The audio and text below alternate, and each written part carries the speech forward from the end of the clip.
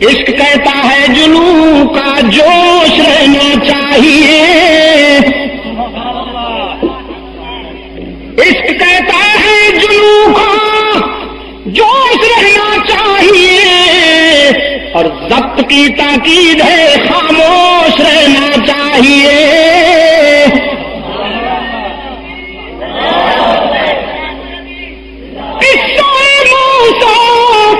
سبق ہے عشق والوں کے لیے، کس طرح اس شاخ کو خاموش رہنا چاہیے۔ عرض کیا اتوکل علیہا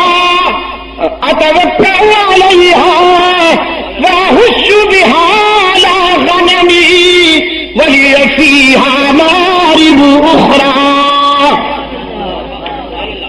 رب العالمین نے فرمایا القھا یا موسیٰ۔ بس ٹھیک ہے، بہت کچھ فرما لیا آپ نے، ہم نے جو پوچھا بس وہ بتائیے۔ ما تلک بیمینک یا موسیٰ قال ہی عصائی، اے میرے رب یہ میری لکڑی ہے۔ فرمایا القھا، اب اسے پھینکیے نا۔ فَأَلْقَاهَا، پھینک دیا موسیٰ نے، فَإِذَا هِيَ حَيَّةٌ تَسْعَىٰ، وہ صرف سانپ نہیں بنی، صرف سانپ نہیں بنی، بلکہ سر اٹھا کر اتنا بڑا اژدہا بن کر کھڑا ہو گیا، اور یوں کلیم اللہ پیچھے ہٹے، موزی جو ہوا ذرا پیچھے ہٹتے گئے۔ رب العالمین نے فرمایا اقبل اقبل، جاتے کہاں ہو میرے کلیم، ذرا واپس آؤ نا۔ الہ العالمین سانپ ہے، موزی ہے نا، اس لیے میں دور ہو رہا ہوں اس سے۔ دیکھو نا جی، نفع پہنچانا اللہ کے پاس ہے، نقصان سے بچانا بھی اللہ کے قبضے میں ہے، لیکن بتقاضا بصریت حکم ہے کہ اگر موزی نظر آ جائے تو ذرا بچ کے گزرنا چاہیے۔ ہم تعالیٰ نے فرمایا اقبل، جاتے کہاں ہو قریب آنا۔ اچھا اللہ میاں آ گیا ہوں، اب کیا کروں؟ فرمایا خود ہاں، صرف قریب نہیں آنا بلکہ اسے پکڑ کے دکھانا، یعنی یکل شد دو شد، الہ العالمین اسے پکڑ لوں۔ اتنا بڑا اژدہا، اتنے لمبے لمبے بالوں والا، اتنی خوفناک شکل ہے اس کی، پکڑ لو۔ فرمایا ہاں پکڑ لانا، خود ہاں آگے تم پڑھو، بولو تحزن نہیں کہا، پھر کہتا جاؤ ہدایت اس کے پاس ہے، سمجھ لو اسی کے آئے گی جس کا سینہ وہ کھول دے۔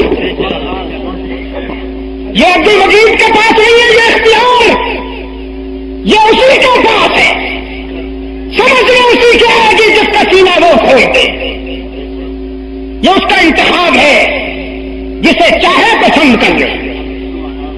رب العالمین نے فرمایا خود ہاں ولا تخف، میرے پیغمبر سے پکڑ لیجیے اور ڈریے نہیں، یہ آپ کے لیے نہیں بنایا گیا، یہ تو آپ کے دشمنوں کے لیے بنایا گیا ہے۔ یہ ذرا ریہرسل ہو رہی ہے، یہ مشق ہو رہی ہے، ہم تجھے دکھا رہے ہیں، وقت آنے پر جب تیرا حریف اپنے جادو کے مظاہرے میں سانپ لائے گا تو تیری لکڑی سب سے بڑا سانپ بن کر انہیں ٹھکانے لگائے گی۔ جہاں تک تیرا تعلق ہے خود ہاں ولا تخف سنعیدها سیرتها الاولی،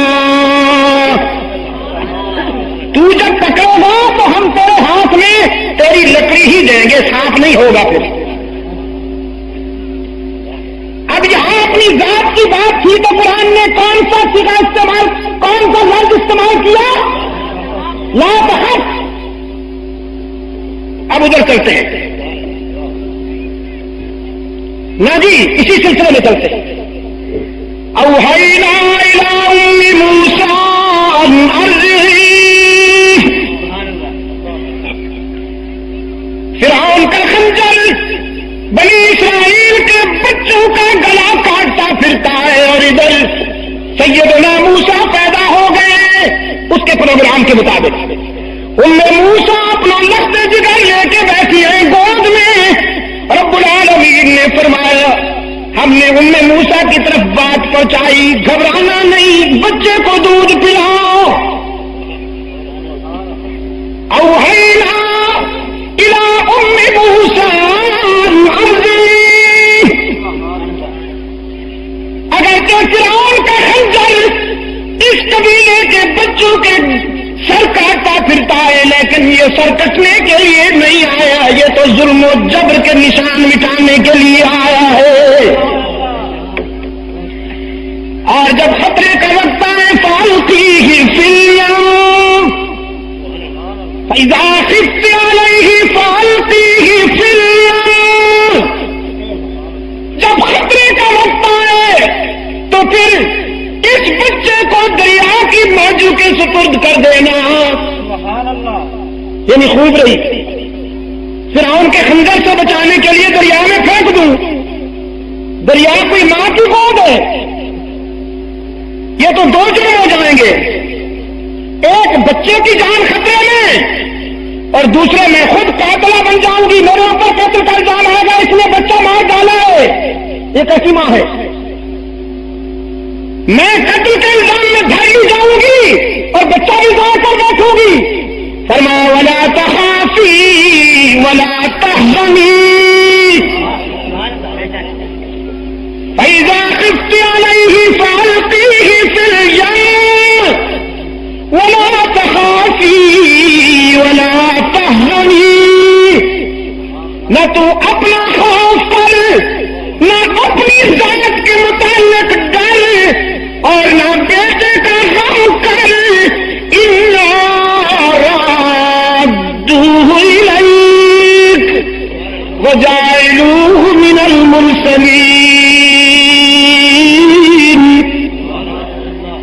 ہم اسے لوٹائیں گے تیرے پاس اور پھر اس کے سر پہ رسالت کا تاج بھی سجائیں گے۔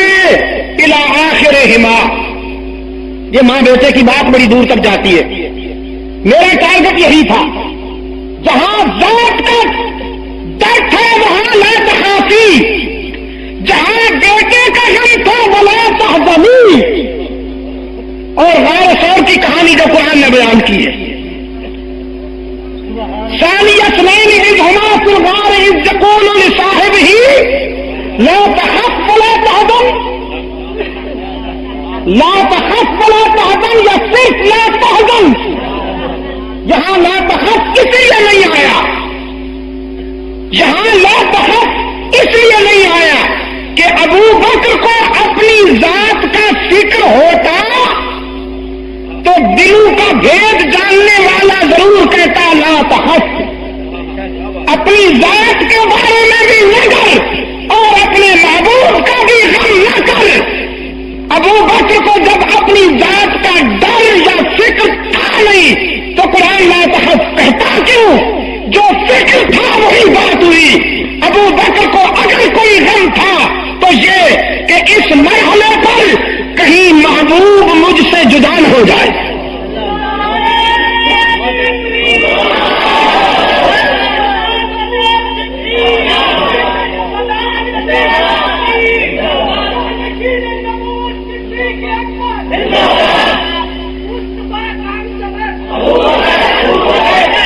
رسالت کے فیض یافتگان کے سرخیر سید الصحابہ حضرت صدیق اکبر رضی اللہ تعالیٰ عنہ کی مبارک زندگی کی پابندیوں کو آپ حضرات کے سامنے پیش کرنا مقصود ہے۔ کتاب اللہ سے میں نے دو مقامات پر آپ حضرات کے سامنے کچھ آیات تلاوت کی ہے، بغیر کسی تمہید کے عرض کرتا ہوں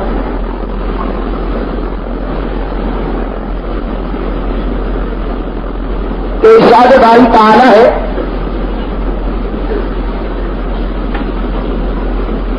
یہ ہمارا احسان ہے کہ ہم نے تمہاری زندگی کے اندھیروں اور صدیوں سے پرانے روگ کا علاج کرنے کے لیے تمہیں محمد عربی جیسا لیڈر عطا کیا صلی اللہ علیہ وسلم الف مرۃ بعدد کل ذرۃ جس کی رہنمائی جس کی قیادت میں انسانی قافلہ امن و سکون اور سلامتی کے ساحل مراد کو پا سکا رحمت للعالمین نے رہتی دنیا تک کے لیے انسانیت کو جو دستور دیا وہ بھی منفرد، جو اسوہ دیا وہ بھی منفرد، اپنی ذاتی خوبیوں میں بھی منفرد، اور پیغمبر نے جو جماعت تیار کی وہ بھی منفرد۔ یہ کوئی جذباتی مبالغہ نہیں ہے اور نہ بے تکی عقیدت کا فیصلہ ہے، حقیقت ہے کہ کائنات انسانی کا آپ مطالعہ کریں، آپ اس نتیجے پر پہنچنے کے لیے مجبور ہو جائیں گے کہ جہاں رحمت للعالمین کی ذات اپنے خصوصیات میں منفرد ہے، وہاں پیغمبر نے جو جماعت تیار کی اس جماعت کا بھی دنیا کی کوئی جماعت مقابلہ نہیں کر سکتی۔ دنیا کے کسی انقلابی نے، کسی قائد نے، کسی لیڈر نے ایسی جماعت تیار نہیں کی جو رحمت للعالمین صلی اللہ علیہ وسلم کے حلقہ رسالت سے تیار ہو کر پاتا ہے۔ اور آج میں نے دن کے اجتماع میں یہ گزارش کی تھی آپ کے سامنے کہ اس جماعت کی عظمت پہ شک ہو سکتا ہے جس جماعت کا دارالعلوم بیت اللہ ہو، جس جماعت کو تعلیم دینے والا محمد الرسول اللہ ہو، جس دارالعلوم کا نصاب تعلیم کلام اللہ ہو، اور جس جماعت کا ایگزامینر خود اللہ ہو، اس کی عظمتوں میں کوئی شک ہو سکتا ہے؟ نہیں۔ آپ ان آیتوں کے مانوی تبہر میں جب جائیں گے تو مفاہیم و معانی کے ایسے اسالیب آپ کے سامنے آئیں گے کہ روح وجد کرنے لگتی ہے۔ دعویٰ کیا ہے خدا نے، وہ دعویٰ سن لیجیے، فرمایا محمد الرسول اللہ کفر و ضلالت میں ڈوبے ہوئے عناصر، فکر و نظر کی بھول بھلیوں میں الجھے ہوئے لوگوں اور کفر و شرک کے وڈیروں، سنو کہ اللہ کے یقین کے ساتھ ہم نے رسالت کا تاج رکھ دیا ہے۔ دعویٰ ہے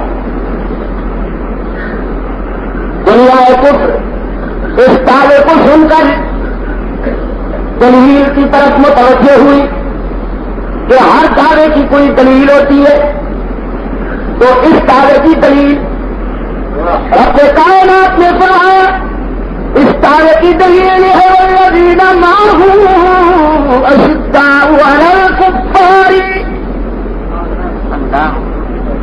اگر اس دعوے کی حقانیت کو پرکھنا ہے، اس دعوے کی دلیل کو دیکھنا ہے، تو محمد عربی کے ارد گرد بیٹھنے والوں کی عظمت کو دیکھ لو۔ یہ دنیا عرب سوسائٹی کا خلاصہ، عرب معاشرے کا مکھن محمد عربی کے ارد گرد پروانے بن کر بیٹھے ہوئے. اور جتنی صحیح بات کی ہے حضرت مولانا رحمۃ اللہ علیہ نے، حضرت تھانوی رحمۃ اللہ علیہ نے، کہ حضرت عیسیٰ علیہ السلام کو حواری ملے، محمد عربی کو صحابہ ملے، لیکن حضرت عیسیٰ علیہ السلام پہ جب کوئی مشکل وقت آیا تو سب حواری بھاگ گئے. کملی والے پر جب کوئی مشکل وقت آیا تو ہر صحابی اپنی جان ہتھیلی پر لے کے آؤ. یہ عالم ہے کہ ایک رحمت للعالمین کے چاہنے والوں کو دنیا کفر کے درندوں نے پکڑ رکھا ہے.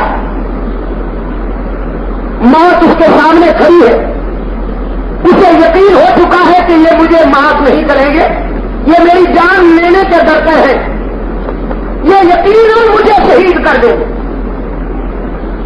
انہوں نے چانس دیا کہ اگر تیری جگہ محمد ہوتے تو کیا یہ تو پسند کرتا کہ ہم تجھے چھوڑ کر اسے تختہ ڈال کے لٹکاتے؟ تو نبی کے چاہنے والے کا جواب سنو. تختہ ڈال کیا ہوتا ہے؟ اس نے کہا تختہ ڈال کیا ہوتا ہے؟ اگر راہ چلتے ہوئے کانٹے کی چبھن بھی متوقع ہو میرے آقا کے تلوے پر تو میں اپنی جان دینا پسند کروں گا، اپنے آقا کے تلوے پر کانٹا چبھنا برداشت نہیں کروں گا. یہ ہے معیار صحابہ کرام کی محبت و عقیدت کا.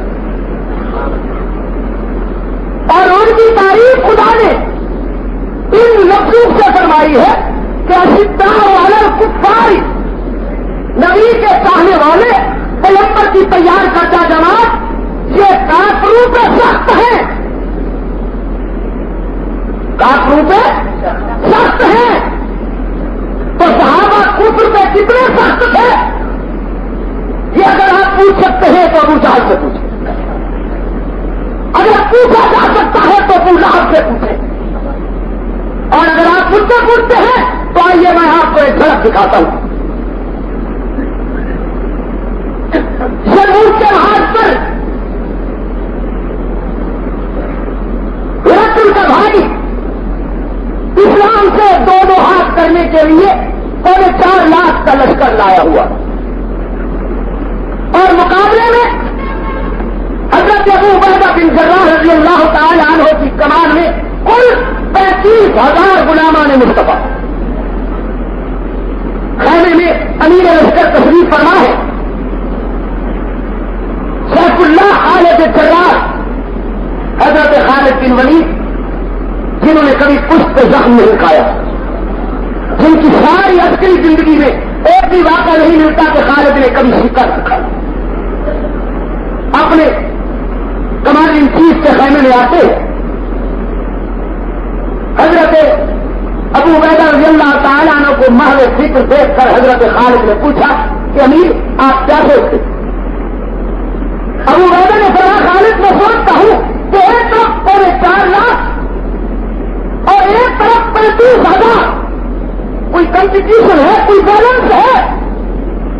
حضرت خالد رضی اللہ تعالیٰ عنہ فرمانے لگے کوئی کمپٹیشن نہیں، کوئی توازن نہیں، لیکن امیر ہم کثرت و قلت کی بنیاد پر نہیں لڑا کرتے، ہم نیلی چھت والے کے فخر و نصرت کے یقین پر لڑا کرتے. ہماری نظر ادھر نہیں ہوتی، ادھر ہوتی. امیر کی لبوں کے تبسم آیا، فرمانے لگے جزاک اللہ خالد، حسب توقع جواب دیا تم نے، مجھے یہی امید تھی کہ تیرا جواب یہی ہو. لیکن سنو، ایک پہلو قابل غور ہے جس پہ میں سوچ رہا ہوں، اور وہ پہلو یہ ہے کہ ہرقل کا بھائی رومی سلطنت کا بھیڑیا اپنے ساتھ ہمارے عرب لوگوں میں سے بھی 70,000 کرائے کے لڑاتے لایا، کرائے کے فوجی لائے 70,000، اور وہ ہمارے طریقے جنگ کو جانتے ہیں، وہ ہمارے انداز حرب و ضرب سے شناسا ہے. اور میں سوچتا ہوں کہ ان سے ٹکرانے کے لیے ہمیں کیا حکمت عملی اپنانی ہوگی. کوٹا والوں قدر محترم حضرت خالد فرماتے ہیں کہ حکمت عملی امیر کا جب صبح ہو، کا جب سورج طلوع ہو تو میں صرف 70 مجاہدین چاہتا ہوں، مجھے 70 مجاہدین دے دینا، میں ان 70,000 سے ٹکراؤں۔ سورج طلوع ہوا، اسلام کے CMC نے 69 مجاہدین حضرت خالد کے سپرد۔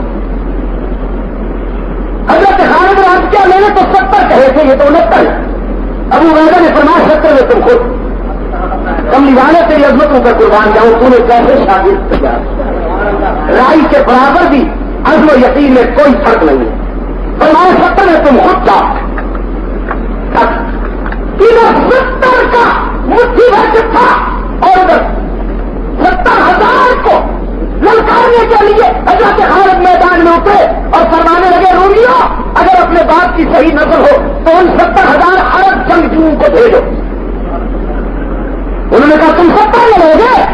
خالد نے فرمایا جیتنی نہیں جیتنی ہے۔ علامہ بلازری لکھتے ہیں کہ ادھر سے 70,000 کی بھیڑ آئی اور ادھر سے کل 70 مجاہدین چلے، مگر چلے کیا چلے جیسے تیر کمان سے نکل کے چھوٹتا، اور پھر غضب کا رنگ پڑا، جنگ ہوئی، ایسی جنگ ہوئی کہ یہ 70 ہیرے گم ہو گئے ان 70,000 میں، جیسے بادلوں کے قافلے میں ستارے چھوٹ جاتے۔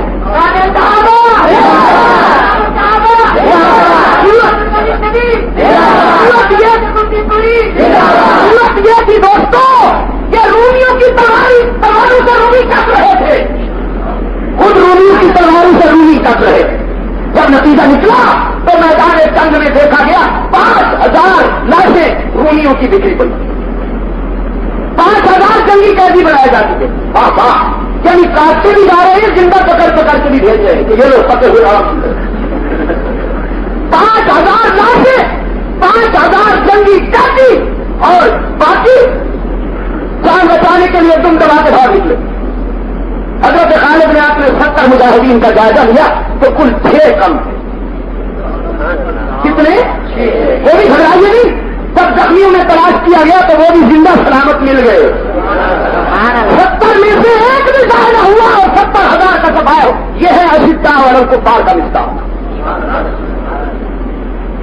اور مجاہد کبھی کاسیہ میں سنوا آپ کو 3 منٹ کے کاسیہ کے محاذ پر حضرت سعد کی قیادت میں 22,000 رحمت للعالمین کے شاہی 22,000، اور ادھر رستم 1.25 لاکھ کا لشکر لایا ہوا ہے، 1.25 لاکھ خیمے میں بیٹھا۔ رستم سوچنے لگا یہ عرب کے ذریعے یہ اونٹوں کے چرانے والے جنہیں تک کا لباس میسر نہیں، یہ غیر مہذب قوم، کھانے کو بیچاروں کو کچھ نہیں ملتا، یہ آج اتنے سر چڑھ گئے کہ ہمیں آنکھیں دکھاتے ہیں، ہمارا یہ عالم ہے کہ ہمارے تاج میں ایسے ایسے ہیرے جڑے ہوئے ہیں کہ آپ تکلیم کے شہنشاہ بھی ان کی قیمت ادا نہیں کر سکتے۔ رستم سوچنے لگا یہ بیچارے مال غنیمت کے پیچھے یہ عرب آئے ہوئے ہیں، جان تک دینے کو تیار ہے، تو میں انہیں کیوں نہ خرید لوں۔ اس نے حضرت سعد رضی اللہ تعالیٰ عنہ کی خدمت میں پیغام بھیجا کہ اپنا فقیر بھیجو، میں ان سے بات کرنا چاہتا ہوں۔ اور بات کیا کرنا چاہتا ہوں؟ مطلب اس کا یہ تھا کہ سودا بازی ہو۔ اب ادھر سے پہلے کچھ اور سفیر بھیجے گئے، آخر میں حضرت مغیرہ رضی اللہ تعالیٰ عنہ کو سفیر بنا کے بھیجا۔ حضرت مغیرہ درمیان قد کے اقادی نگاہوں والے شیر تھے، گھوڑے پر سوار ہوئے اور تلوار لٹک رہی ہے کمر، وہ تلوار منافقت کی نہیں صداقت کی تلوار۔ وہ لوگوں کو بیوقوف بنانے کے لیے کسی مداری کی تلوار نہیں تھی، وہ محمد عربی کے انقلاب کا پرچم لہرانے کے لیے سچائی کی تلوار۔ دوستوں حضرت مغیرہ تشریف لائے ہیں اور تشریف کرتے لائے شبیر کے حضرتوں کی طاقت ہے، آنکھوں میں عزائم کے بلبل ہے، گھوڑے پر سوار ہے، اور حضرت مغیرہ نے دیکھا کہ بڑی دور تک رستم کے درباری غریب دیبا اتنے کم خواب کے جوڑے پہنے ہوئے، ہیرے کے تاج سر پہ رکھے ہوئے استقبال کے لیے قطار میں کھڑے ہیں، اور ان کے نیچے ایرانی قالینیں بچھی ہوئی۔ حضرت مغیرہ کا گھوڑا اپنی ٹاپو سے قالینوں کے پشتے اڑاتا ہوا ٹکڑے کرتا ہوا آگے بڑھتا چلا گیا، اور جب آگے گئے ہیں تو دیکھا کہ زنجیر بندھی ہوئی ہے رستم کے سامنے۔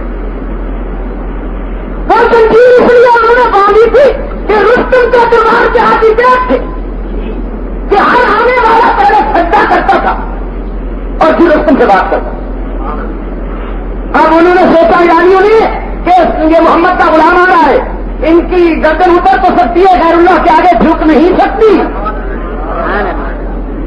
اس زمانے میں زمین کا رشتہ اللہ کے آستانے سے مضبوط,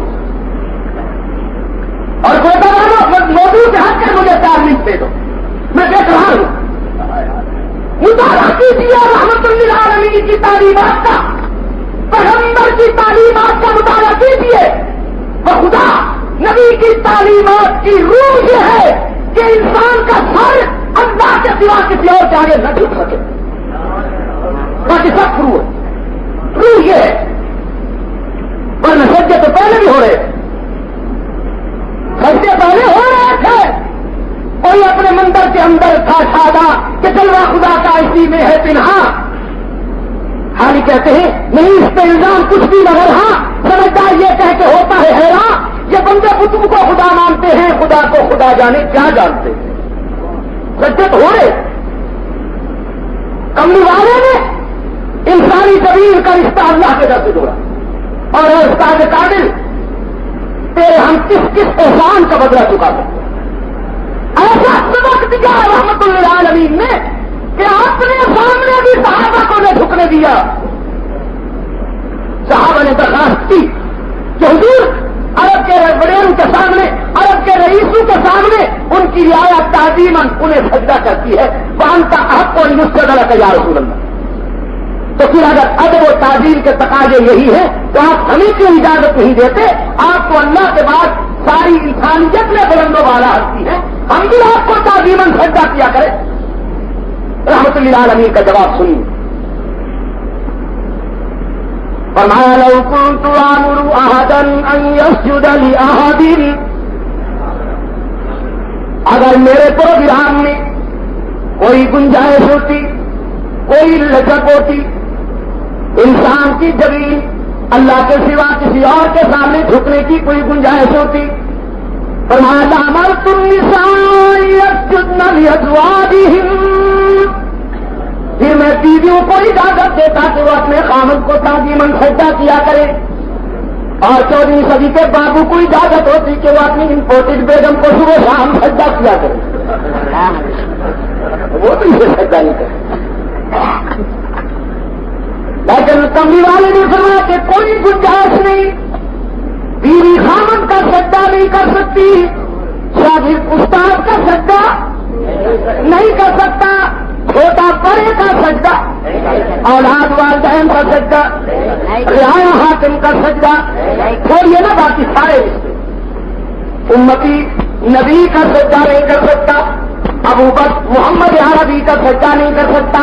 کملی والے نے فرمایا میرا سبق یہ ہے کہ تمہاری زمین اللہ کے سوا کسی اور کے سامنے نہیں جھکنی چاہیے. یہ سبق دیا, اور پتہ نہیں پھر میرے آقا کو کیا خیال آئے کہ دونوں ہاتھ اللہ کے حضور بلند کر, اور فرمایا اللہم لا تجعل قبری وطنا, میرے اللہ انہیں تو میں نے بات بتا دی, لیکن ہو سکتا ہے کہ آنے والی نسلیں میرا سبق بھول جائیں, تو تو میری دعا کی لاج رکھنا. میری دعا یہ ہے کہ قیامت تک میری قبر پر بھی کسی انسان کی جبین کو نہ جھکنے دینا. صلی اللہ علیہ وسلم. کوٹا والا پوچھتا ہوں میں آپ سے کہ خدا نے اپنے محبوب کی دعا کی لاج رکھی کہ نہیں؟ اگر یقین نہیں آتا تو مدینے جا کے دیکھیں, مزار رسول کا محمد عربی کی دعاؤں کا شباب پہرا دے رہا. بڑے بڑے انقلاب آئیں گے دنیا میں, آئے اور آئیں گے, بڑی بڑی تبدیلیاں آئیں گی, لیکن ان کے منہ سے جو نکلی وہ بات ہو کے رہی. رحمت للعالمین کے مزار پر انسان کی زمین نہ کبھی جھکی اور نہ قیامت تک جھکے, اس لیے کہ خدا قدوس اپنے محبوب کی دعا کی لاج رکھنے کا فیصلہ کر چکا. آج کا عالم یہ ہے کہ اگر کسی کی قبر کا ظاہر اتفاقاً بڑا ہو جائے تو سجدوں کا وہاں پر نظارہ دیکھنے والا ہو, جی کوئی کاموں والی سرکار، کوئی پٹیاں والی سرکار، کوئی صحیح سہیلی سرکار، نہ جانے کیا کیا یار لوگوں نے کھا رکھا. اپنا یار ہے نہیں، کئی سبق سکھا دو. اور علامہ اقبال کیا کہتے ہیں؟ علامہ اقبال کہتے ہیں ہونی کو کام وہ نکو نام جو قبروں کی تجارت کر کے کیا نہ بیچو گے اگر مل جائیں صنم پتھر. تم نے کپڑے بیچ ڈالی ڈالو انہیں بزنس کے لیے مرکز بنا ڈالا تو اگر پتھر کے بت مل جاتے. میرے دوستوں رحمت اللہ عالمین کے مزار اقدس وہاں پر کھڑے ہوئے ہیں مجاہدین پورا لیے. اگر کوئی آدمی جائے وہاں جا کر سجدہ کرنے کی کوشش بھی کرے تو وہ چورا لگاتے ہیں اور کہتے ہیں کہ یہ جھکنے کی جگہ نہیں ہے. چاہے سر جھکانا ہے تو بیت اللہ جاؤ، دل جھکانا ہے تو یہاں آؤ. یہ سر جھکانے کی جگہ نہیں، دل جھکانے کی جگہ ہے. اور میرا ایمان ہے، ہر مسلمان کا یہ ایمان ہوگا کہ قیامت تک مزار نبوی پر کوئی انسانی زمین نہیں جھک سکے گی اور یہ اللہ کی ذمہ داری. تو میرے دوستوں عرض یہ کر رہا تھا میں کہ زنجیر بندی.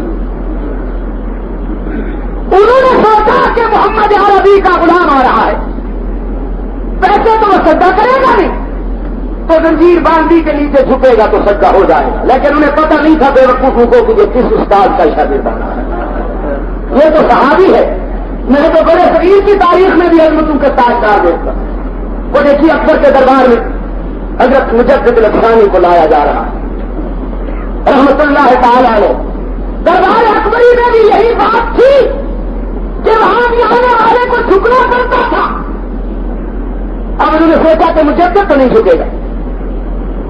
دربار اکبری والوں نے، درباریوں نے سامنے دیوار بنائی، اس میں ایک ونڈو بنائی، کھڑکی بنائی، یہ سوچ کرتے کہ مجدد جب جھکے گا تو سر اونچا ہو جائے گا. حضرت مجدد جب تشریف لائے اور یہ صورت حال دیکھی تو پہلے اپنے دونوں پاؤں کھڑکی کے اندر اور اس کو یہ شیشہ دکھایا اکبر. پھر سر نکال کر کھڑے ہو گئے، فرمانے لگے اگر تو مجھ پہ مقرور ہونے کا الزام نہ لگا دیتا تو میرے پاؤں بھی اتنے قیمتی نہیں تھے کہ میں یہ شیشہ تجھے دکھاتا، پھر میں نہ آتا تھا. اس خیال سے آیا ہوں کہ تو مجھے کچھ دل نہ کہتا. تو کوئی ڈالو ہاتھ کا کیا خیال ہے کہ علماء جھکنے دکھنے والے تو نہیں ہوا کرتے. خدا نے جس کے دامن میں علم دین کی عظمتیں رکھی ہوں وہ کبھی کہتا ہے خدا لے کر کسی حکمران کے دروازے پر نہیں جاتا کہ بیٹا بابا رہے خدا تیرا نہیں بوٹا لائے گا.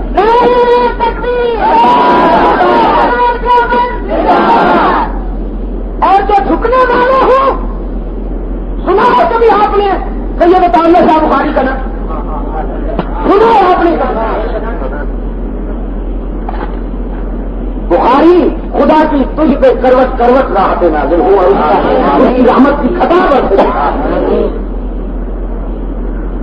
کہ وہ جو ظلمات میں جگمگاتا رہا بخاری دلوں کو جلاتا رہا. کئی مار کے اس کے دم ہم سے تھے رسالت کے پرچم اڑاتا رہا. آسیہ رات میں جرتوں کے چراغ خود اپنے لہو سے جلاتا رہا. کسی در پہ جھکنے کا بھی نہ تھا حضور خدا کر جھکاتا رہا. ہمارے ثابت سے ثابت اور اس سے بھی ثابت گورنر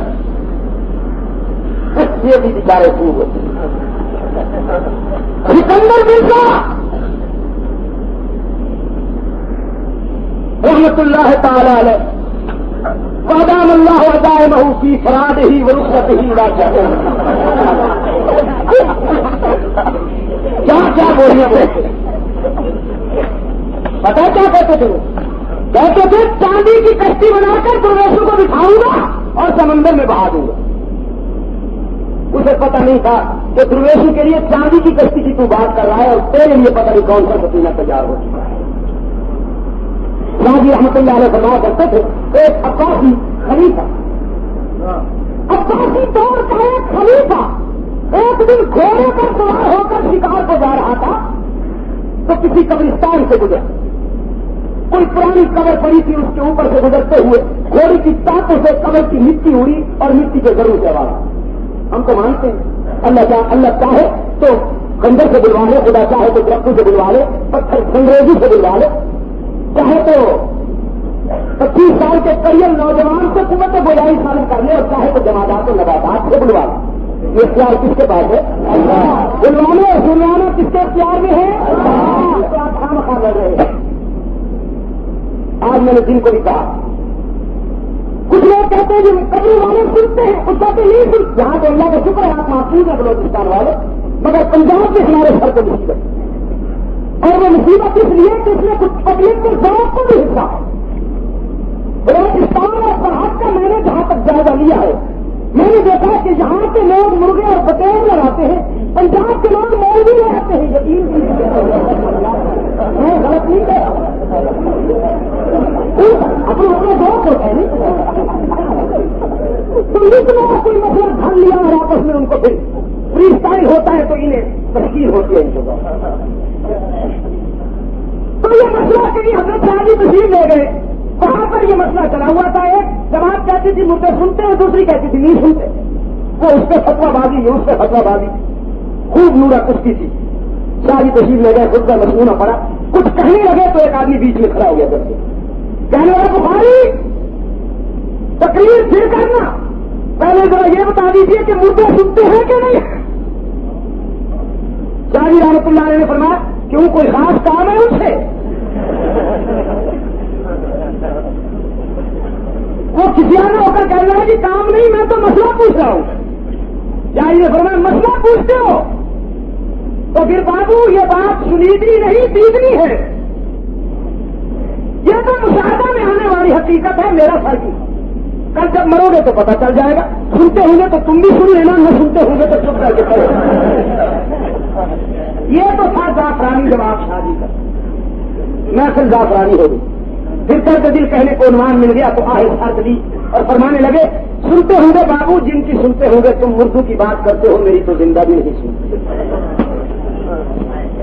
40 سال سے ہندو کے اس قبرستان میں نے اذانیں دی ہیں، اور جس سوز جگر سے میں نے اس قوم کو قرآن سنایا ہے، اگر کوئٹہ کے پہاڑوں کو سناتا تو ان کے سنگینی کے دل موم ہو جاتا، اگر درختوں کو سناتا تو لشکر بن کر میرے پیچھے دوڑتے، ستاروں سے ہم کلام ہوتا تو وہ ٹوٹ کر میرے دامن میں آ جاتے، درخت سے گویا ہوتا تو شوخیاں پھوٹ جاتی، سوا سے کہتا تو لطافتیں فراموش کر بیٹھتی، دھرتی کو یہ قرآن سناتا تو اس کے سینے میں بڑے بڑے شداد پڑ جاتے.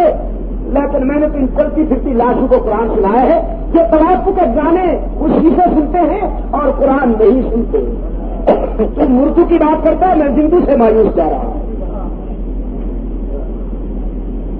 تو ہمارا تو ایمان ہے، خدا جس سے چاہے بلوا لے. اور دوستوں حق پہ تازی اس پہ عباسی خلیفہ سوار ہے. یا آپ اس سے یہ نہ سمجھے کہ ہر عباسی خلیفہ ایسے ہوتا ہے، ان میں اچھے لوگ گزرے. اور دوستوں حق پہ تازی اس پہ عباسی خلیفہ سوار ہے. یا آپ اس سے یہ نہ سمجھے کہ ہر عباسی خلیفہ ایسے ہوتا ہے، ان میں اچھے لوگ بھی گزرے.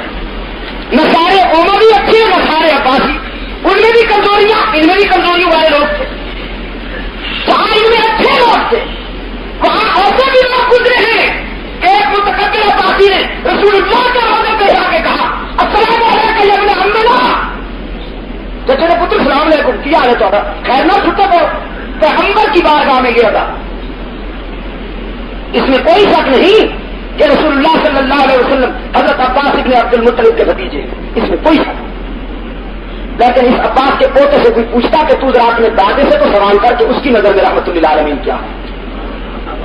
کسی نے حضرت عباس سے پوچھا تھا کہ یا عباس ہل انت اکبر من رسول اللہ، کیا آپ رسول اللہ سے بڑے ہیں؟ پوچھنے والے کا مطلب یہی تھا کہ آپ کی عمر زیادہ ہے ان سے یا کم. حضرت عباس کا جواب سنو، اس کو محبت میں ڈوبا ہوا تھا. فرماتے ہیں نام ولد تو قبل ہوں وہ اکبر میں پہلے پیدا تو ہوا ہوں لیکن پہلے تو میرے محمد ہیں. محمد کو کہا تو قیامت تک کوئی پیدا ہی نہیں ہوگا.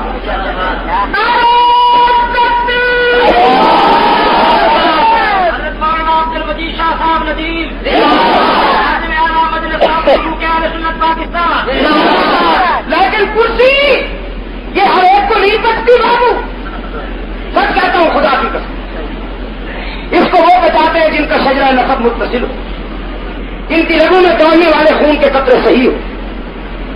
ورنہ اگر حادثوں کی پیداوار کو کرسی مل جائے تو ان کے چوچے دیکھنے کے قابل ہوتے ہیں. دمن یہ یوں نہ ہو چوہا اپنے سونگ پہ کھڑے ہو کے رقص کرتا ہے. ہم نے تو پنجاب میں جلوے دیکھے اور جنہوں نے قبر سے چلے ہوئے اور ان سے آواز آئی. اب تاجی کے متکبر عباسی خلیفہ اقتدار کے نشہ میں جا رہا ہے بڑی ترنگ میں.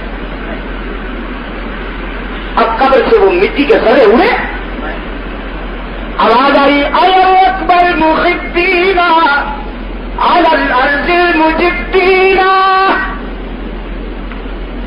اے اکبر محبینا،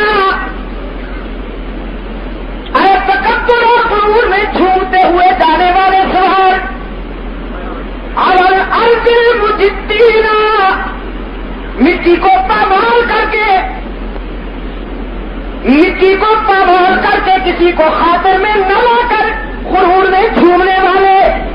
ذرا ادھر بھی دیکھتے جا، ہم بھی تو بڑے حیران ہیں، ہماری بات نہیں سنتا تھا کہ کہاں انتم کہاں کننا، کہاں انتم کہاں کننا. جیسے آج تم تکبر اور غرور میں جھومتے جا رہے ہو، کبھی ہم بھی یوں ہی ہوا کرتے تھے. اور میرے میٹھو یہ نہ بھولنا کہ کما نحنو تکونون، آج جیسے ہماری مٹی پلید ہو رہی ہے تم بھی یہاں آنے والے ہو، تو سر اتنا نہ اونچا کرو کہ کل جھکانے میں دقت محسوس ہو. اور میر تک کی درد نے شاید اسی منظوم روائی کا ترجمہ کر دیا کہ کل کام ہوئے کاسا سر پر جو آ گیا، شخص سر وہ استخانے شکستہ سے ٹوٹ تھا، کہنے لگا کہ دیکھ کے چل رہا بے خبر، میں بھی کبھی کسی کا سرے پر غرور تھا. میرے عزیز دوستوں، علماء، میں کیا بات کروں سید عطا اللہ شاہ بخاری کو سکندر مرزا نے پیغام بھیجا، میں بھولا نہیں ہوں، یاد ہے مجھے. سکندر مرزا نے پیغام بھیجا، ملتان میں آیا تھا کہ عطا اللہ میں ملنا چاہتا ہوں، ذرا چلے آؤ کر دیکھوں کی کوٹھی کے بیٹھا. نتاج تخت میں نئے لشکر و سپاہ میں ہے جو بات مرد کلندر کی بار کا. مسند علم کے تاجدار نے جواب دیا کہ سکندر مرزا، میں ان مولویوں میں سے نہیں ہوں جو حکمرانوں کے دروازوں کی دھول چاٹتے تھے. مجھے بلا کر میری زندگی کی کمائی پہ پانی پھیرنا چاہتے ہو؟ اگر مجھ سے ملنا ہے تو مجھے کہیں چلے آؤ، تیری شان بھی بڑھ جائے گی، میری عزت بھی بڑھ جائے گی. لوگ کہیں گے امیر درویش کے چھوپڑے سے گئے، اور اگر میں تیرے ہاں چلا آیا تو ساری زندگی کی خوبیوں پہ پانی پی جائے گا. یہ عالم دین ہوتی. اور یا پھر میں حدیث کی بات کرتا ہوں، حافظ الحدیث حضرت عبداللہ بخارتی، خدا ان کی عمر میں برکت نصیب فرمائے. حضرت بخارتی متصل ہوں کہ ہاں ایک وزیر صاحب آئے، بخارتی نے ایک مرزائی ڈاکٹر کے خلاف فتوا دیا تھا. وہ وزیر صاحب آ کر بڑے چاہو چراغ سے آئے، لمبی لمبی کاروں میں بیٹھ کر پیشنٹ ڈھونڈے ساتھ لائے، اور بخارتی بات یہ عشق رسول کا یہ مسافر در سے حدیث دے رہا. وہ وزیر آیا، حضرت بخارتی نے ایک نظر اسے دیکھ لیا اور پھر حدیث پڑھانے. بخارتی جب حدیث پڑھا رہے ہیں تو بس پھر آپ جانتے ہیں کہ دنیا کی اور کوئی ایسی نعمت نہیں جو ان کو اپنی طرف متوجہ کر سکے. حضرت بخارتی متصل نے جب سبق ختم کیا تو پوچھا کہ شاہ صاحب کیسے آئے؟ وہ بھی حضرت سید پوچھا کہ کیسے آئے؟ اس نے کہا جی دیکھیے ڈاکٹر میرا دوست ہے اور میں نے سنا کہ آپ نے اس کے خلاف فتویٰ دے دیا ہے، دیکھیے وہ میرا مسلک تھی. حضرت بخارتی متصل نے فرمایا کہ اگر تیری ڈاکٹر سے دوستی ہے تو میری بھی محمد سے دوستی ہے. وہی کہتا ہوں، اور اب میرے موقف میں پہلے سے زیادہ توانائی آ چکی ہے. شاہ صاحب آپ وزیر ہیں، میں بھی رحمت للعالمین کے در کا فقیر ہوں. جو کہا تھا وہی کہتا ہوں، اور جب تک جان میں جان ہے وہی کہتا رہوں. تو دوستوں ہیرا پھیری والے جن کی جنس 2-3 سال کے بعد بدلتی ہے نا، وہ عالم دین نہیں، وہ تو چور ہیں. ان کو کون عالم دین کہتا ہے؟ تو حضرت مغیرہ نے تجدید فرمایا فرمانے لگے یہ زنجیر ہٹاؤ. رستم کے درباری کہنے لگے آرا اس کے نیچے سے گزرنا ہوگا تجھے. مغیرہ فرماتے ہیں بے وقوف ہو، یہی زنجیریں کاٹنے کے لیے تو محمد کے غلام آئے ہوئے ہیں اور تم پھر زنجیریں دکھاتے ہو. ہٹا دو اسے ورنہ میں واپس جاتا ہوں. رستم کو پتا چلا، اس کا وضو ٹوٹ گیا. کہیں گا زنجیر ہٹا دو، سجدہ کرتا نہیں کرتا آنے دو. اب حضرت مغیرہ تشریف لاتے ہیں، ماتھے پہ اعتماد کی کرنیں اور چہرہ فیس از بینگ دیکھا تھا، چہرہ ایمان و یقین کی عظمتوں کا ترجمان ہے. رستم نے کہا، رستم نے پہلے تو سراپا دیکھا مغیرہ، جائزہ لیا کہ بکنے والی شے ہے کہ نہیں ہے. چہرہ دیکھ کر سمجھ گیا کہ یہ بکنے والی چیز نہیں ہے، منڈی کا مال نہیں ہے. فرماتے ہیں رستم کہنے لگا مغیرہ سے کہ کیا چاہتے ہو؟ حضرت مغیرہ کہتے ہیں کہ تسلیم پہلی بات مسلمان ہو جا تو سلامتی مل جائے گی. اس نے کہا اللہ اگر یہ نہ ہو تو پھر مغیرہ فرماتے پھر نظام ہمارا چلے گا، سلطنت ہماری ہوگی، تمہیں سیدھے سیدھے ہاتھ سے جزیہ دینا پڑے گا. رستم نے اپنے درباریوں کو دیکھ کر کہنے لگا یہ تو جزیہ لینے والے ہیں، لینے والے. اگر یہ نہ ہو تو حضرت مغیرہ تلوار نکال کے اس کے دستے پہ ہاتھ مارتے فرماتے پھر فیصلہ اس سے ہوگا. رستم نے کہا ہوگا. حضرت مغیرہ نے فرمایا کہ 3 دن کی مہلت ہے، تیاری کرو. وہ کہا کہ دوستو یہ کوئی ڈرامہ نہیں ہے، یہ کوئی شیکسپیئر کا گھڑا ہوا افسانہ نہیں ہے، یہ تاریخ کی وہ سچائیاں ہیں کہ دشمن بھی اس کا انکار نہیں کر سکتے. 3 دن کے بعد 1.25 لاکھ کے لشکر کے ساتھ 22,000 غلامان محمد ٹکرائے. 1.25 لاکھ کے لشکر کو شکست فاش اور 22,000 کملی والے کے غلاموں نے میدان فتح کیا اور محمد سے انقلابی پرچم لہرایا. یہ ہے اشداء علی الکفار کا مصباح. اور اگر آپ مجھے اجازت دے تو 3 منٹ آپ کے اور بھی لے دیں. مجھے ایک واقعہ بے قرار تھا.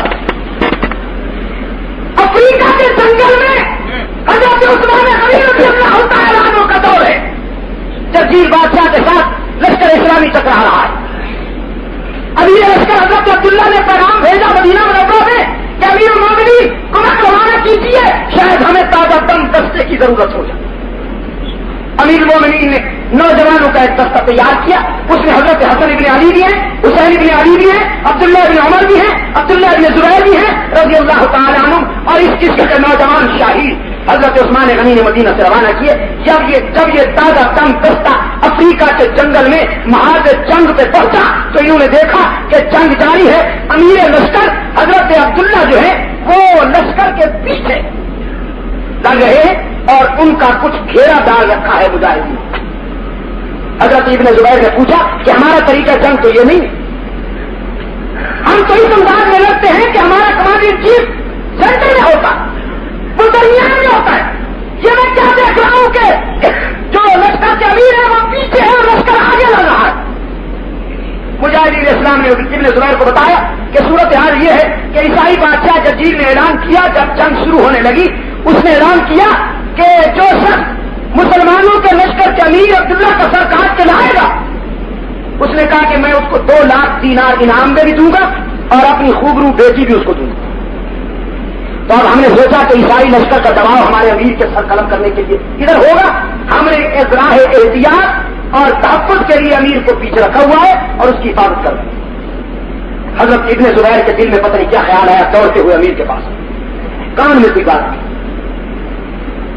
اور کان میں بات کر کے مسکراتے ہوئے باہر نکلے، نیچی جگہ کر گئے. فرمانے لگے اشعال مجاہدون، کوئی ادھر توجہ کرو، میں بھی کچھ کہنا چاہتا ہوں. ہماری طرف سے بھی اعلان ہے کہ جو مجاہد عیسائی بادشاہ جرجیل کا سر کاٹ کے لائے گا، ہم اس کو مال غنیمت میں سے 2 لاکھ دینار انعام بھی دیں گے اور اسی عیسائی بادشاہ کی جو لڑکی چنگی قیدی بن کر ہمارے قبضے میں آئے گی وہ بھی ہم اس کے نکاح میں دیں گے. جنابی چوٹ اس خان صاحب کی طرح ہو گئی.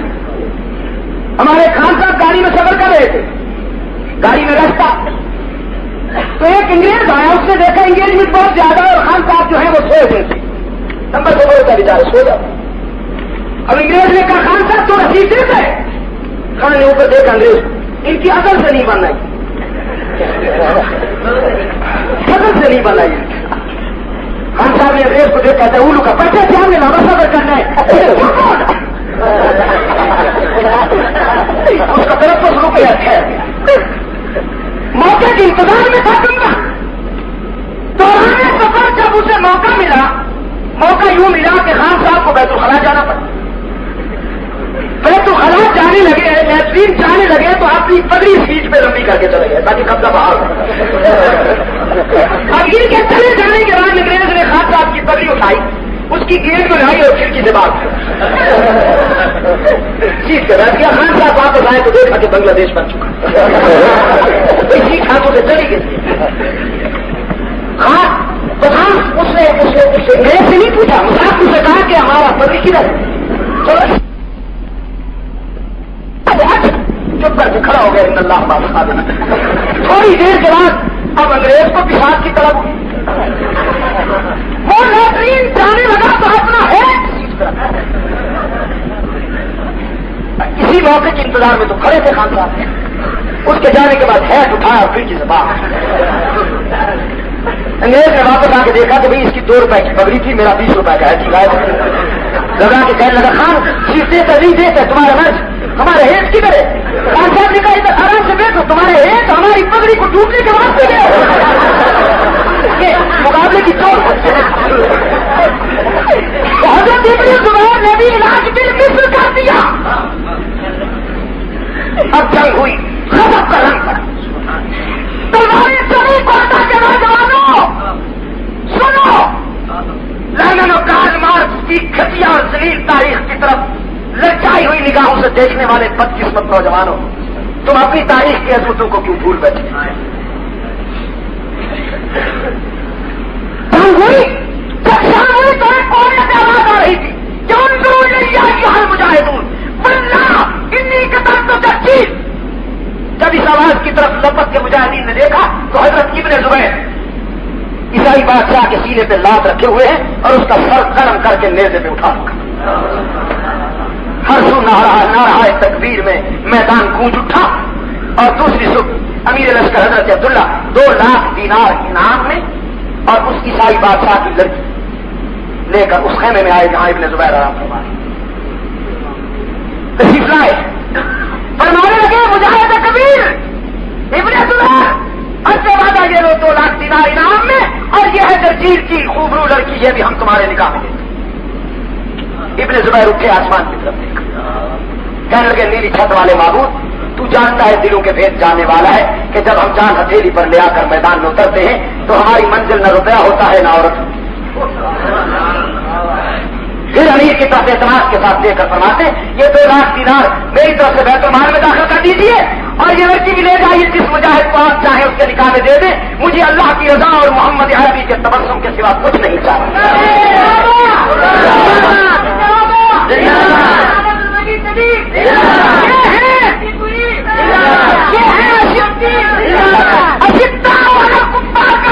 یہ جماعت ہے اور اب میں اسی بہانے عنوان کی طرف آتا کہ کبھی کبھی لشکر پورے کا کام ایک فرد سے بھی خدا دے دیتا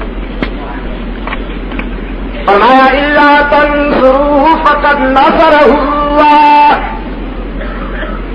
تبوک کی تیاری ہے موسم گرم ہے کھجوروں کا فصل تیار ہے اور منافقین جنہیں گویاں کرتے پھرتے ہیں کہ محمد عربی صلی اللہ علیہ وسلم ہمیں جنگ میں ٹھوکنا چاہتے ہیں جبکہ حالات سازگار نہیں ہیں اللہ کریم نے فرمایا الا تنصروه فقد نصره اللہ تم یہ سمجھتے ہو کہ تم اگر میرے محبوب کا ساتھ نہیں دو گے تو ہمارے پروگرام میں کوئی رکاوٹ آ جائے گی بالکل نہیں بالکل نہیں تم اگر ساتھ نہیں دینا چاہتے ہو تو نہ دو ہم جو اپنے پیغمبر کی حمایت ہم نے پہلے بھی اپنے محبوب کا ساتھ دیا اور انہیں تائید و نصرت سے نوازا ذرا مجھے بتاؤ تو صحیح کہ ہجرت کی سب جب سارا مکہ جان لینے کے اندر پڑا تھا میرے پیغمبر کی اور وہ میری شمع حق کو بچھانا چاہتے تھے تو کون سا لشکر تھا جس نے میرے نبی کو بچایا بتاؤ نا تم میں نے اس وقت ہزاروں لاکھوں کے انسانوں کے لشکر کی قوت ایک فرد میں ڈال دی اور وہ فرد ہے خوش نصیب حضرت صدیق اکبر میں نے صدیق کو محمد کا رفیق بنا دیا. وہ کام جو لشکر بھی کر نہیں سکتا تھا کہ صدیق نے کر دیا. اب غار میں لیے بیٹھے ہیں, میں ایک جھلک دکھا کر بات ختم کر. غار کے دہانے پہ پہنچے, صدیق اکبر کرتے ہیں پیغمبر میں ذرا پہلے جاتا ہوں, غار کے حالات کا جائزہ لیتا ہوں, پھر آپ تشریف لائیے. حضرت صدیق پہلے گئے. تقدیر مسکرا رہی تھی کہ ابو بکر خود نہیں جا رہا, بھیجا جا رہا. خدا اشارہ کر رہا تھا کہ جس مقام پر نبوت آنا چاہے گی, جب تک اس مقام پر پہلے صداقت ڈیرے نہیں لگائے گی, نبوت قدم نہیں رکھے گی. چاہے وہ غار کی تنہائیاں ہوں یا انسانی دلوں نگاہ ہو, جب تک ابو بکر کی صداقت کی سما روشن نہیں ہوگی, نبوت اس وقت تک قدم نہیں رکھے گی. دیکھیے حضرت صدیق اکبر رضی اللہ تعالیٰ عنہ میدان کو غار کرتے ہیں, پلکوں سے کھاتے اور بلاتے ہیں اپنے معبود کو, تشریف لائیے. حضور تشریف لے جاتے. دوستو حضرت صدیق اکبر کی گود میں رحمت للعالمین کا سر. ابن حجر اسقلانی لکھتے ہیں کان میں قرآن گفتہ اس کے ذکر, کیوں لگ رہا تھا جیسے قرآن کا نسخہ ریل میں کھلا. اور یہ اس میں کوئی شک نہیں کہ وہ بھی ہماری آنکھوں کا نور اور دل کا سرور ہے جو نبی کے بستر کا سویا ہوا ہے, لیکن ہم اسے کیسے بھول جائے جس کی گود نبوت کا بستر بنی ہوئی ہے. ہمارا وہ بھی مقتدا اور پیشوا ہے جسے نبی اپنی امانتیں سونپ کے آئے, حضرت علی مرتضی. ہماری آنکھوں کا نور ہے, دل کا سرور ہے وہ مجاہد جس کو اپنی امانتیں محمد عربی نے سونپی, لیکن ہم اسے کیسے بھول جائیں جس کو اللہ نے اپنی امانت سونپی. حضرت علی مکہ میں نبی کی امانتیں سنبھالے بیٹھے اور غار کی تنہائیوں میں ابو بکر اللہ کی امانت کو گود میں سلائے بیٹھے. اور صاحب نے جیسا بتقاضا بشریت حضرت صدیق اکبر رضی اللہ تعالیٰ عنہ کی آنکھوں سے آنسو شہر کی اثرات کی وجہ سے آنسو پیغمبر کے چہرے انور کے گرے. رسول اللہ صلی اللہ علیہ وسلم نے فرمایا ما یبکی کا یا ابا بکر, میرے رفیق آپ کو کس نے رلا دیا؟ عرض کیا لگی حیا محبوب یوں لگتا ہے کہ سانپ نے ڈس دیا. رحمت للعالمین نے فرمایا ابو بکر اس وقت دو بازو پر دشمن کام کر رہے ہیں, نیچے جان لیوا ہے, اوپر ایمان لیوا ہے. نیچے والا دشمن جان لینا چاہتا ہے اور غار کے دہانے پر کھڑے ہوئے دشمن ایمان لینا چاہتے ہیں. تو ابو بکر جانی دشمن کا علاج تو میں کر دیتا ہوں, میری ڈسپنسری میں موجود. لوہا سے دان نکالا اور صدیق اکبر کے پاؤں پر لگایا. ایک طرف سے آواز آئی, وہ بھی تو شیر ہے جس کی آنکھوں پہ نبی نے لعاب لگا. میں نے کہا بالکل صحیح ہے, جو نہیں مانتا بدبخت. خیبر کے محاذ پہ علی کی آنکھوں پہ نبی کا لعاب لگا تھا, لیکن وہی لعاب جو علی کی آنکھوں پہ لگ رہا ہے وہی لعاب صدیق کے پاؤں پہ لگ رہا ہے. تو علی کی آنکھ میں اور ابو بکر کے پاؤں میں کوئی فرق نظر نہیں آتا. آپ کو آنکھ اور پاؤں میں کوئی فرق نہیں ہے. چاہے لوگ عرض کیا ابھی کبریا ایمان والے دشمنوں کی بات. کملی والے نے فرمایا ان کا علاج میں نہیں کروں گا, شوالا کر سکتا ہے. رب کائنات نے فرمایا جبرائیل پہنچنا چاہتا اور جا کر میرے محبوب سے کہہ دیجیے کہ یقول لصاحبی لا تحزن, اپنے رفیق سے فرما دیجیے کہ ان دو کو گھبرانے کی کیا ضرورت جن کا تیسرا خدا ہو. اللہ کریم نے فرمایا میں نے فیصلہ کر لا تخف نہیں کہا, لا تحزن کہا. اور اب میر انیس کی مسیح کی ماری ہوئی جن کو کیا پتا کہ لا تحزن اور لا تخف میں کیا فرق ہوگا. لا تخف کے معنی ہے اپنی جان کا فکر نہ کرو, اور لا تحزن کے معنی ہے کہ اپنے محبوب کا فکر نہ کرو. ابو بکر کو لا تخف نہیں کہا گیا, لا تحزن کہا گیا. معلوم ہوتا ہے کہ خدا بھی جانتا تھا ابو بکر کو اپنی جان کا دشمن نہیں, اپنے محبوب کی جدائی کا فکر. چاہتے تھے کہ یہاں موت بھی نہ آئے کہ میرا محبوب تنہا ہو جائے. شاہ صاحب نے کتنی پیاری بات کی ہے. فرمایا کہ تم سمجھے ہو موج ہوا میں جھوم رہے ہیں پتے, ہوا کے جھونکوں میں جب تمہیں پتے لڑتے نظر آتے ہیں تو تم یہ سمجھتے ہو کہ ہوا کے کیف و سرور میں یہ جھوم رہے ہیں. فرمایا نہیں, یہ بات نہیں ہے, یہ بات نہیں ہے. بات یہ ہے کہ سانس سے رشتہ ٹوٹ نہ جائے, کانپ رہے ہیں ڈر سے. تم سمجھے ہو موج ہوا میں کہاں جھوم رہے ہیں پتے, سانس سے رشتہ ٹوٹ نہ جائے, کانپ رہے ہیں ڈر سے. اور ایک جنس کہتی ہے کہ ہم اسے خلیفہ مان لیں جو سانپ دیکھ کر چیخا. ایک دن سے میں نے کہا ایمانداری سے بتاؤ, منطقی بات کرتا ہوں, دلائل سے آتا. دلائل تو میرے علماء کر بتائیں گے, آپ تو بیٹھے ہوئے ہیں ابھی, میں تو ان کا رضاکار ہوں. علم و خطابت کے بادشاہ بیٹھے ہوئے ہیں ابھی, جو پنجاب کی خطابت کے ماتھے کا جھوما ہے, ابھی وہ آپ کے سامنے آنے والے ہیں. مجھے تو ایک درویش کی وجہ سے کھڑا کر دیا گیا ہے اور میں نے ان کے ذوق اور ان کے گویا تقاضے کو پیش نظر رکھتے ہوئے اپنے آپ کو پہلے پیش کر دیا.